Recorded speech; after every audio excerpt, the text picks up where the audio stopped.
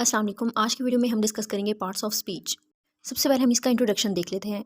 Parts of speech जिसे उर्दू में अज़ाए कलाम भी कहा जाता है, यानी किसी भी ज़ुबान के वर्ड्स जो कि मुख्तलिफ़ किस्म की कैटेगरीज़ में डिवाइड जिन्हें हम करते हैं ताकि हम एक मीनिंगफुल मैसेज कन्वे कर सकें, और उसके लिए हम उसका एक स्ट्रक्चर बनाते हैं। तो उस स्ट्रक्चर में जितने भी वर्ड्स हम यूज़ करते हैं उनकी डिफरेंट कैटेगरीज़ होती हैं जिनको हम पार्ट्स ऑफ स्पीच बोलते हैं।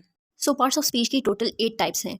कुछ लोग कहते हैं कि इसकी 9 टाइप्स हैं, लेकिन जो 9 टाइप है यानी कि आर्टिकल, वो इसमें इंक्लूड अब नहीं किया जाता क्योंकि वो बजाते खुद एक प्रोनाउन और एडजेक्टिव के तौर पर उसको यूज़ किया जाता है। अब हम वन बाय वन इनको डिस्कस करेंगे और जानेंगे कि ये क्या होते हैं। सबसे पहले हम डिस्कस करेंगे नाउन को। नाउन को उर्दू में इसम भी कहा जाता है और ये इसम अस्मा से निकला है, यानी किसी भी शख्स, जगह या चीज़ का नाम अगर कोई वर्ड रिप्रेजेंट कर रहा हो तो हम उसको नाउन बोलते हैं। अब इसकी एग्जांपल्स में देखें, जैसे है टेबल, पार्क, हैप्पीनेस, ये सारी नाउन की एग्जांपल्स हैं। अब नाउन कॉमन भी हो सकता है, जैसे कि बुक, यानी किसी आम शख्स, जगह या चीज़ का नाम, वो हम कॉमन नाउन में यूज़ करते हैं। उसके बाद है प्रॉपर नाउन, यानी किसी खास जगह, शख्स या चीज़ का नाम।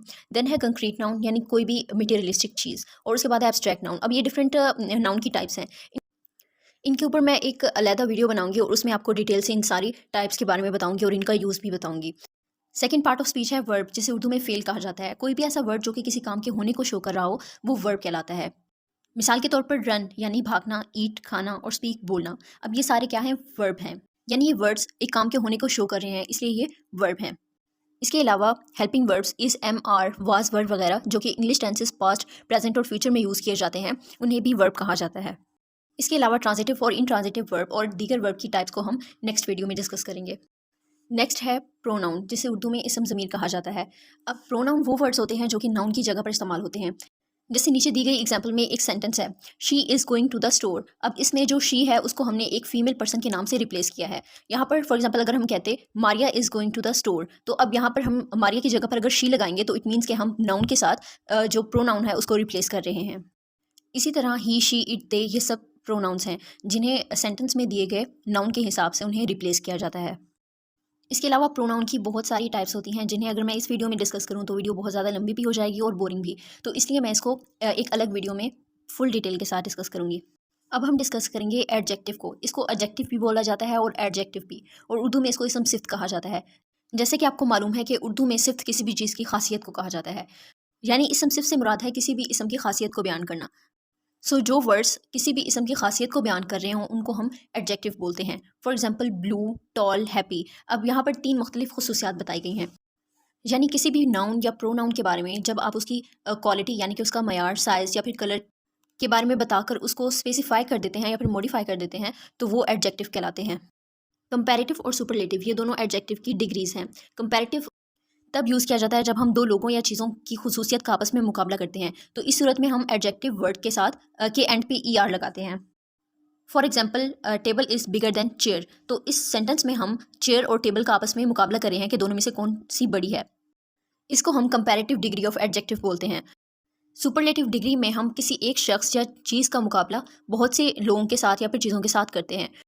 For example, this table is biggest than all the tables in the room. Superlative degree में हम एडजेक्टिव वर्ड के एंड पे एस टी या फिर ई एस टी लगाते हैं, जिसे ये शो किया जाता है कि ये सुपरलेटिव डिग्री है। एडजेक्टिव के बाद आता है एडवर्ब। इसको उर्दू में इजाफा भी कहा जाता है और इसके अलावा ज़र्फ भी कहा जाता है।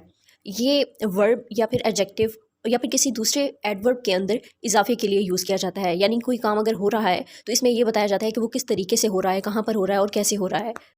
एडवर्ब के ज़्यादातर वर्ड्स के साथ एल वाई लगाया जाता है, लेकिन अमूमन ऐसा नहीं भी होता।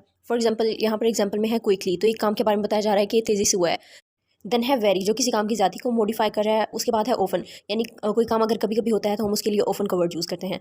इसके अलावा अगर किसी काम की तेज़ी के बारे में बताना हो तो हम क्विकली की जगह पे फास्ट का वर्ड भी यूज़ कर सकते हैं। और इसके अलावा नेवर, यानी एक काम कभी नहीं हुआ तो हम उसके बारे में कहेंगे इट नेवर हैपेंड, और आई नेवर डिड दिस। ये सारे एडवर्ब हैं जो कि वर्ब में इजाफे के लिए यूज़ किए जाते हैं ताकि वर्ब के एक्शन को बताया जा सके कि वो किस तरह से हुआ है। उसके बाद आता है प्रेपोजिशन, यानी कि हरूफ जार। ये वो वर्ड्स होते हैं जो कि नाउन या फिर प्रोनाउन का सेंटेंस में मौजूद दूसरे वर्ड्स के साथ रिलेशनशिप शो करते हैं। For example, in, on, under, यानी ये वर्ड्स नाउन की या फिर प्रोनाउन की पोजीशन को या फिर डायरेक्शन को शो करते हैं। For example, book is on the table, pen is in the pocket. तो इन दोनों सेंटेंसेस में आप देखें, बुक और जो पेन है उनकी डायरेक्शन को बताया जा रहा है कि जो पेन है वो पॉकेट के अंदर है, इन द पॉकेट, और इसके अलावा जो बुक है वो टेबल के ऊपर है, ऑन द टेबल। तो इन दोनों सेंटेंसेस में जो बुक और पेन है उन दोनों की पोजीशन को शो करने के लिए प्रेपोजिशन इन और ऑन यूज़ हुआ है। इसी तरह अबव भी एक प्रेपोजिशन है और बहुत सारे दूसरे प्रेपोजिशंस हैं जो कि नाउन या फिर प्रोनाउन की पोजीशन को शो करने के लिए यूज़ किए जाते हैं सेंटेंस के अंदर। देन है कंजक्शन। इनको उर्दू में हरूफ अत्फ भी कहा जाता है। ये वो वर्ड्स होते हैं जो कि सेंटेंस में मौजूद दूसरे वर्ड्स को, फ्रेजेस को या फिर क्लॉजेस को आपस में जोड़ते हैं। फॉर एग्जांपल एंड, बट, और। अब कंजक्शंस में ये होता है कि कुछ कंजक्शंस कोऑर्डिनेटिंग होते हैं, यानी कि वो सेंटेंस के इक्वल पार्ट्स को आपस में जोड़ते हैं। ऐसे सेंटेंसेस में अमूमन एंड यूज़ किया जाता है। देन उसके अलावा होते हैं सबऑर्डिनेटिंग। सबऑर्डिनेटिंग में इंडिपेंडेंट या फिर डिपेंडेंट क्लॉजेस को आपस में जोड़ा जाता है। डिपेंडेंट और इंडिपेंडेंट ऐसे कि जिन सेंटेंसेस को कंप्लीट होने के लिए और मीनिंगफुल मैसेज कन्वे करने के लिए सेंटेंस के दूसरे पार्ट की ज़रूरत पड़े, वो डिपेंडेंट होते हैं। और इंडिपेंडेंट वो होते हैं जिनको ज़रूरत नहीं पड़ती, यानी कि वो अगर उनके साथ सेंटेंस का दूसरा पार्ट ना भी मिलाया जाए तो वो एक मीनिंगफुल मैसेज कन्वे कर देते हैं। इसके अलावा जो कंजक्शंस होते हैं ये कोरिलेटिव भी होते हैं। फॉर एग्जांपल ईदर और, नीदर, नॉर, जो कि एक ही सेंटेंस में यूज़ होते हैं और एक दूसरे के ऊपर डिपेंडेंट होते हैं और कोरिलेटिव होते हैं। लास्ट वन है इंटरजेक्शन, जिसे उर्दू में हुरूफ निदा भी कहते हैं। ये वो वर्ड्स होते हैं जो कि सेंटेंस में किसी भी इमोशन को शो करने के लिए यूज़ होते हैं, चाहे वो खुशी का हो, हैरत का हो या फिर गम का हो। फॉर एग्जांपल वाओ, आउच, हे। अब ये तीनों वर्ड्स जो हैं ये डिफरेंट इमोशंस को शो करने के लिए यूज़ किए जाते हैं। इन वर्ड्स की एक पहचान ये भी होती है कि इनके एंड पे एक्सक्लेमेशन मार्क लगाया जाता है।